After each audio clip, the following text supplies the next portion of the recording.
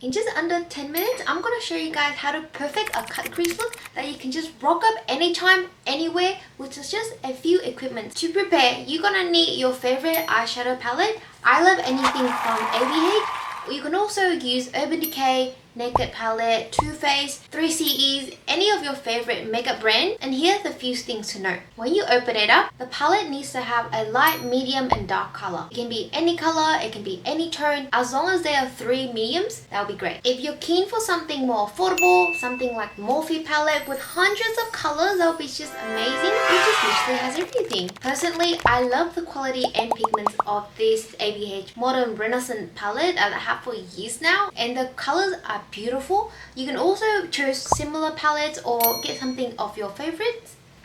You also need a very light concealers. That can be anything. A lot of people these days prefer pillowies. I know that their products are really good, but if you are a beginner, any concealer of your choice would do. I would also recommend that when you choose your concealer, it's something like a liquid or a cream. Don't choose something like a powder or pot concealers. That will be a bit hard and not easy for you to blend out, especially if you're a beginner. Last but not least, you're gonna need a few brushes. I would recommend a few tip of the fluffy brushes. I have these two right here. These come with the makeup sets that I've had. I don't really buy makeup set, but anything you can buy or find will just be usable. As long as you feel comfortable fluffing and blending out the product, that will just do.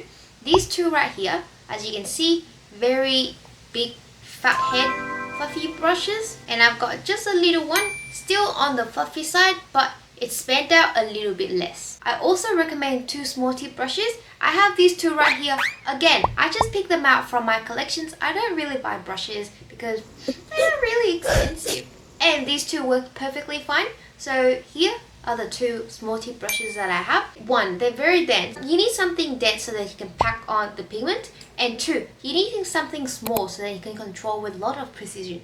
That's everything you're gonna need. Now let's get started. To start, I'm gonna use a base, very light color like these two right here. Just a little bit of dabbing and you're gonna start blending. The ultimate tip for beginner when you do your eyeshadow is little pigment, a lot of blending. And you just keep doing that. The only thing that makeup artists, pro makeup artists do better than beginners do is blending. The blending technique, as boring as it sounds, is just the motions of putting pigment back and forth on your eyelid without making any harsh line. This actually makes a lot of difference when you have such a small space like on your eyelid or just certain areas on your face. Don't go hammered in with a lot of pigment and start hoping that it will start blending out. You just do it gradually until you have the level of colors that you want. There's 2 motions that you would love to try out. The first one is dabbing, like this. Pick up some colors and then start putting on your lid with a dab motion. The second one is blending. When you actually put the pigment on your eyelid, you'll start swiping motions to drag the colors all over the areas that you need. Once you feel like there's a medium between your base eye skin color and the lightest pigment, that's when you can start playing with the color. When you create a cut crease, we would love to have the base, as we've just done, a medium tone and a dark tone. What I'm gonna use right now is something not too dark, maybe with color, like this orange right here. I'm gonna pick up a little bit of that color and then put it over to the outer corner of my eye. Do it also on the other side. And you just keep blending it. The only thing you'll ever factors in for a cut crease look is the amount of blending. You just keep blending it. Now, the color will start giving the eye some dimension. The more depth you want your eyes to have, or it depends on your eye shapes and what you want to create that day. I always go with at least 3 colors to have the easy transitions. You can only do with 2 as well if you're really good at blending and making sure that the colors are gradiently transfer from the lightest point to the darkest point. Last but not least, I'm also going to choose this darker color to put more depth into the outer of my eyes and create that dimensions. I'm gonna use the other end of this brush right here just because I have it and I don't want to have too much of this dark color pigment, and just put it on right at the end of my eye. Do it also with the other eye. Whenever I have very dark colors, I don't want to put it at the tips of my eye because generally my eyes have the Asian fold, and I don't want it to look any smaller than they already are, even though my eyes are not naturally too small, but that really draws the attentions of your eyes look and how it will form if you put a lot of dark pigment on the front of your eye. Now, with the fluffy ends, I'm also gonna blend this out. Once you've reached your desired arch, colors, gradients, it's time to cut the crease. A lot of people with visible eyelids, this would be really easy. My eyelids are not very visible. I don't know if you guys can tell by the camera, but I love doing cut crease because it really gives me that very visible eyelid looks, and because I don't have it, all of a sudden it's like free surgery. So the power of makeup is prominent. Get your favorite concealer, get your tiny brush, dip a little bit of product onto your brush, and this is the most important part. Carve out an arch on your eye. Carve out an arch in the middle of the color pigment you just put on your eye, and make sure that the two eyes are very symmetrical, very even on both eyes. I'm gonna try and do it. When I use the small brush, I use something very flat and small, so then I can have the most amount of positions that there is. I'm gonna put this concealer in the middle of the eyes first. I'm gonna put this in the middle of my eye, drag it down to the liner, and then start building my arch. The more that you can control the line of the arch of the cut crease, the better that your cut crease is gonna look. The other tip as well is that you have to make sure this concealer is full of product.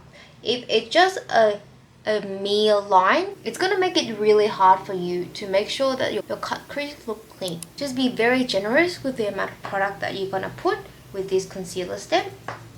As you can see, a arch has been formed in my eye. Obviously, this is gonna take some time for you guys to do, but don't worry, practice make perfect, and you'll see that it's really easy the more that you draw it. You start feeling the concealer after you've outlined your lid.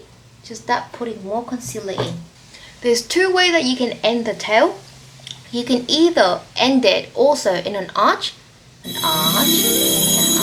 a rainbow, or you can drag it out so the end of your concealer line will be parallel with your eyeliner, so it's not like an arch from the tip of your eye, from the tip of your eyes, go up, out, and there will be a wings shape, It will be lifted up like that, or it will be going down like this.